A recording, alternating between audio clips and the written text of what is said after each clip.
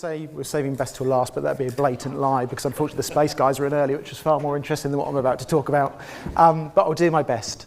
So, Matt Webb, I'm Head of Enterprise Data Management at UK Power Networks. For those of you that don't know who UK Power Networks are, we are one of the electricity distribution network operators here in the United Kingdom. So the map there shows you how the geographical area is subdivided and beyond or among a number of companies. UK Power Networks is the largest in terms of customer numbers and the size of the network, second to WPD in terms of geographical area, who just cover a larger rural area, hence less customers.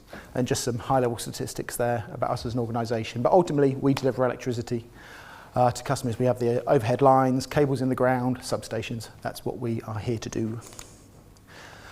So as an industry, we're undergoing really significant and unprecedented change, as many sectors are. For us, it's a transition from what was traditionally quite a passive setup. At the end of the day, we constructed a network, electricity flowed through it, and operation amounted to us making sure that the lights stayed on, attending defaults, outages for development and construction. But other than that, it was a fairly straightforward, I say, as a non-engineer manner. But with the digitisation of systems and technology, increased competition, and a number of factors that are coming online, we're having to fundamentally transform how we operate as an organisation and the role that we play in the energy ecosystem as a whole. So in terms of the various factors that are driving the change, that are influencing us quite heavily. So we talk about smart grid, or the transition from distribution network operation is what we are traditionally, to distribution system operation. So there's this shift from passive to active management. And that ultimately comes about because of the proliferation of what we call distributed energy resources. So your solar farms, your wind farms, your rooftop photovoltaic panels. Equally, we've got the electrification of vehicles and heat, and all of these different dynamics are making the way we use and consume electricity and how it's generated fundamentally change. Where previously you had central large-scale generation, typically fossil fuels, through the transmission network, down through distribution to the end customer. So very linear and relatively straightforward. What you now have is generation coming in at every single level of the network, and that supply and demand dynamic shifts, where sometimes supply at the bottom of the network outstrips demand and power flows in the opposite direction. The network simply wasn't designed to operate in that way in the first instance. So now through digital systems, we're looking to balance and orchestrate and enhance that, not just within our own organisation, but with all of the other connected parties and these smart technologies that have proliferated across the network, we have to facilitate effectively. And what you see on the board here is, the very top items are encapsulating that. Then along the bottom we have net zero, so decarbonisation of energy. We have a role to play in that. So we're not doing the generation part as an organisation, but we need to make sure we can facilitate the rapid and ideally cheap connection of low carbon technologies to the electrical network. And clearly there's some ambitious targets we've set as a country and globally for 2050, and we have an important part to play in that, and that's very much front and centre of our thinking. We are a regulated monopoly, so therefore we have some specific rules and constraints that we have to operate in, not least in terms of how we serve our customers and stakeholders. And you can't turn the TV on and listen to the news at the moment without hearing about some of the challenges that we have at a global level with respect to energy, and we're certainly all starting to feel the effects of that. The broad scale application of digital technologies, so how we see, control, monitor, operate the network. We need to be moving with the times to facilitate all of these things and these changes. And importantly, lastly, they're evolving customer expectations. When you think about yourself as a customer, I always like to draw an analogy with data. For a lot of people in this room, we get data. For a lot of people in your organisations, it's a very passive thing, and it only becomes a thing when they don't have it or there's a problem with it. It's not that dissimilar with electricity. For most people, possibly those of you in the room, how often do you think about how your electricity gets to you or what it's taking to get it there when you flick the light switch? Generally you don't. It's not until you don't have it or there's a quality problem with it that it suddenly becomes an issue. And the changes that we're seeing, so the electric vehicles is a really great example of this. How many people in the room have an electric vehicle? Hands up. Okay, so a smattering, and I think we all recognise that's starting to increase. If you have a loss of power, if there's an issue on the network and your EV isn't charged overnight and all of a sudden you can't get to work, or you have a vulnerable person in your home who needs to go on a medical appointment, that's something like that, all of a sudden the importance of your electricity supply comes all the more important. So that consumer expectation is becoming increased. So all of these factors are combining to drive real fundamental change within the industry. An extra catalyst through our regulation was something called the Energy Data Task Force. So the government department BEIS and our regulator Ofgem commissioned a group called the Digitalisation, get the right acronym, Energy Data Task Force, EDTF.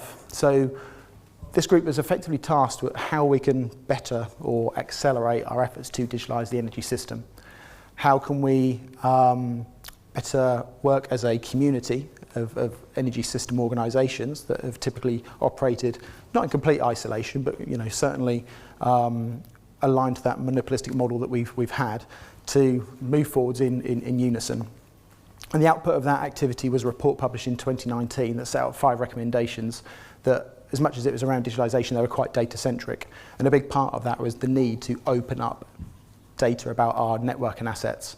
Because when you think about the technologies and the different players that need to come together to make the energy system as a whole work, data is a communication medium. It's as simple as that. So we have really the backbone to that system. Therefore, we need to share the data to give people visibility and that ability to consume, access, operate. So in terms of responding to that, we, as any organisation will be doing or has done over recent years, have developed our digitalisation strategy. Very familiar model. What's our corporate objectives? What are the key business areas, consumer stakeholders that we need to meet? The section in the middle, underpinned by what we describe as our 3 pillars of digitalisation: data and information, technology and cyber, people and process. And time again today we've heard about how people are front and centre of the transformation. That's certainly been a big part of what we've been working on. I myself lead on the data and information aspects in my role. And it's everything from core data engineering, governance, management activities, but also this open data aspect, which for us as an organisation, as well as us as an industry, is something that's very, very new. And one that I think a lot of organisations have approached with a sense of trepidation because of the fear of losing control, I think is the crux of it. And I'm quite proud that within a short space of time, well within a year, we've moved from being in that traditional, slightly risk-averse position to probably be at the forefront of opening up when compared to our peers. And it's great to be at the forefront of that movement and seeing it shift in totality. So in terms of our data strategy, I won't cover this in detail, but at the top you've got our key drivers, which I mentioned before. Clearly that can be broken down into lots and lots of different aspects, but fundamentally we've identified 3 key imperatives that we need to achieve. First of all, improving accessibility to our data. So the open data piece obviously touches upon that very, very heavily, but also it's about how do we improve data accessibility for internal stakeholders and consumers. Most organisations have challenges of data silos and information squirreled away all over the place. We certainly have some of those legacy issues that we're working to overcome. Secondly, reliability. Data quality is becoming increasingly important as you automate and drive digital capabilities, but clearly when you start sharing that data and you don't have that direct control of it, all of a sudden the quality piece becomes even more important, because what if there's a flaw in it which is going to cause an issue elsewhere that you hadn't anticipated? And then finally, interoperability. So this is about not just the interoperability of systems, but the interoperability of the data itself, that it's in a form and described through contextual metadata that makes it readily usable, consumable, and applied without interpretation, re-engineering, and so on. So they're the 3 key things we're trying to address in delivering across all aspects. Yes? So is there just thinking outside the box, is there and I know we're at Brexit means we're not, but is there a European standard that says enterprise data strategy for energy companies moving forward with the green agenda has to be this, or is this just driven, this is just the business's own initiative? Yeah, so certainly this is UK Power Networks initiative. That comes under the Energy Task Force report, has certainly given a sense of direction, which is driven by UK government. Is there alignment in the EU to a certain extent? I mean, when you look at European network operators, our equivalents, Many of them are actually slightly ahead of us in terms of their implementation of open data. Anidus and the like. But they've come at it from a very organisation-specific way. There isn't that cohesive coordination and collaboration that's really important, especially to the interoperability piece, which translates to standardisation and common application of those standards to make sure that data exchange is facilitated. So yeah, there's no big overarching framework, sadly. So yeah, this is very much our interpretation, and that we're trying to lead from the front and drive that alignment. So what does this look like? Clearly you can look at the technological aspects and the data engineering piece, but as much as anything, it's a cultural change. And we recognised early on that we were shifting on a spectrum from, and I'll use that term in a moment as well, from certain behaviours and characteristics to new ones that represent openness. So here we have this perception of individual success as an organisation to looking to drive a common direction and collective success, very much reflecting on the question, how does this expand beyond us as an organisation? From an approach of best endeavours to govern coordination. So we have the Energy Networks Association as our industry body, and that is very much being used as a vehicle to drive that coordination. Moving from small groups to critical mass, so you only get success in this area, in my opinion, by having the majority, if not everybody, on board. Importantly, possessiveness over IP. So when you start talking about data, this is one of those risk factors. Possessiveness over IP, moving to federated sharing of knowledge and solutions. So quite a fundamental behavioural change for a lot of organisations, not least us as a regulated monopoly. Legacy driven framing and regulatory design. Regulation can be a constraining factor. What we need to do is break out of that to a certain extent and look beyond it, and we're certainly trying hard to do that. Occasionally for more learning from others within the sector to that substantial engagement and collaboration, and then finally moving from closed to open. Hello. Yeah, so UK Power Network is a regulated monopoly. How reg tech practices and particular relationship with the regulators like GDS and government digital services governs your digital and data strategy? It's very loose. So I think a lot of us can appreciate that where you've got many, many different government departments, sometimes they're not completely aligned and joined up in their implementations. So I'm sure there must be a dialogue and an interaction between Ofgem as our regulator and the likes of GDS. For us, there's not that direct dialogue and relationship with GDS, it's always through Ofgem. And yes, we have exposure to other areas, so the Centre for Protection of National Infrastructure, the National Cybersecurity Centre, which have that tie-in with the government, clearly. We have to interact with them. With some of our considerations, we operate critical national infrastructure, therefore there's certain regulation and constraints. So we have to look at that in the round, but effectively it's encapsulated through our core regulation and our licence to operate with Ofgem. Okay. So in terms of specific challenges and obstacles, probably not many surprises here, but first and foremost cultural, as I touched upon. Right at the top of the chain, getting executives to understand why we would want to do this at all. Moving from that risk-averse stance that I mentioned before, this mentality of why would we share being the default position, especially when you look at things in legal terms, flipping that on its head to start with the mentality of why wouldn't we share and working back from there. The Energy Data Task Force defined the principle of presumed open, and what they're trying to articulate there is start with the basis of the data will be open unless you can justify otherwise. And then the internal possessiveness of data that you experience, these silos, not just the technological ones, but the behavioural ones, that again is a barrier to us sharing externally, sometimes a barrier to sharing internally. Legal and regulatory, so I mentioned before, in response to the question there, that we have certain constraints from a regulatory position. We have the Utility Act, and getting really geeky about it, Section 105, which prevents us from sharing certain data that exposes individual organisations. We have GDPR and all these different things that obviously put in place red lines when it comes to sharing and publishing data. And the final, technical. So concerns over data quality. Our principle is we do not want data quality to be a constraining factor, but we clearly don't want to be putting something out there that's so poor it's going to have a detrimental impact. Maturing our capability in the utilisation of APIs. So there was the great presentation earlier showing the strategic approach to implementing APIs at scale. That's quite new to us as an organisation. So how do you do that effectively and efficiently? And also in a standardised way. So from an end stakeholder and consumer perspective, they have a consistent experience when they're interfacing with multiple organisations, as is the case in our industry.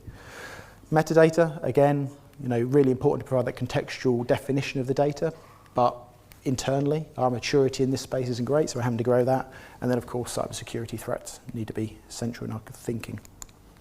So in terms of how we approached overcoming these challenges, the first thing we thought about, okay, what are our principles and philosophies that we're going to apply? And we published a document which outlines these 6 points. To be as open as possible, so we really want to challenge ourselves.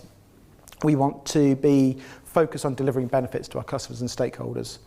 We want to be value driven. We don't want to just push data out there for the sake of it. We need to understand the use case and the value proposition that goes with it. We want to gain trust and confidence from those using that data. We do not want to have reputational damage because we're putting rubbish out there.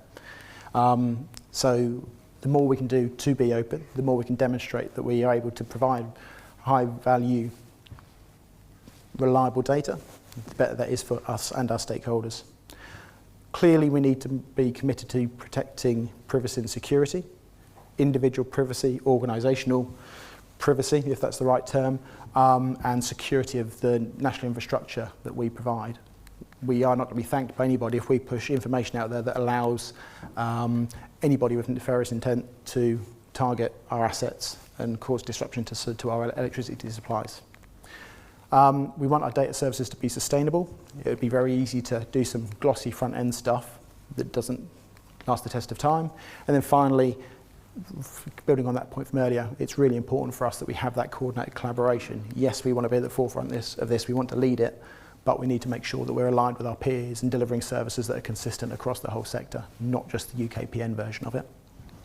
And if you're interested in that document, there's a link at the bottom should you want to see the presentation. So another important thing we did, and it goes back to that point about being stakeholder and value driven, was understanding our stakeholder community. And that word community is very, very key in our thinking.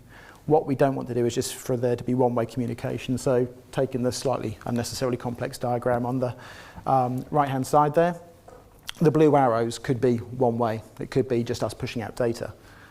What we are keen to facilitate is a reciprocation, so we get insight and understanding of how people are using our data, the value they're deriving. But furthermore, what the orange arrows are indicating is the desire for our community to share amongst themselves, because that's how you really generate open innovation. You generate maximum utilisation of the data and create that broad-based benefit across the whole piece. We've had a lot of success in this respect over a short period of time. So one example is an organisation called Nodes. No existing relationship with UK Power Networks contacted us, so they'd accessed our data through the portal that I'll demonstrate in a moment. Utilised the API functionality that was there, ingested the data into their own system within 2 to 3 days, I think, and they're using that to underpin their own services around flexibility market facilitation. So, really good early doors example of, one, the utilisation of our data, but also that reciprocation and promotion of how they're using it. So in terms of what that stakeholder landscape looks like, for us, and hopefully that's reasonably clear for you, it's big and complex. As I said earlier, the traditional energy system was quite simplistic in terms of the number of players. That's absolutely ballooned in recent years. And we did an early exercise, both in terms of research but also engagement, to really map out this diagram that you can see on the right-hand side.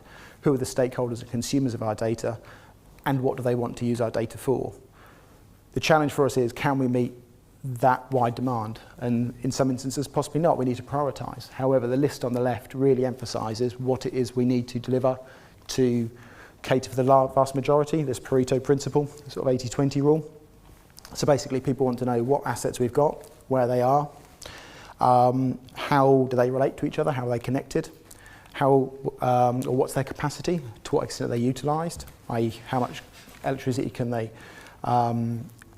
transport, and to what extent are they currently being used.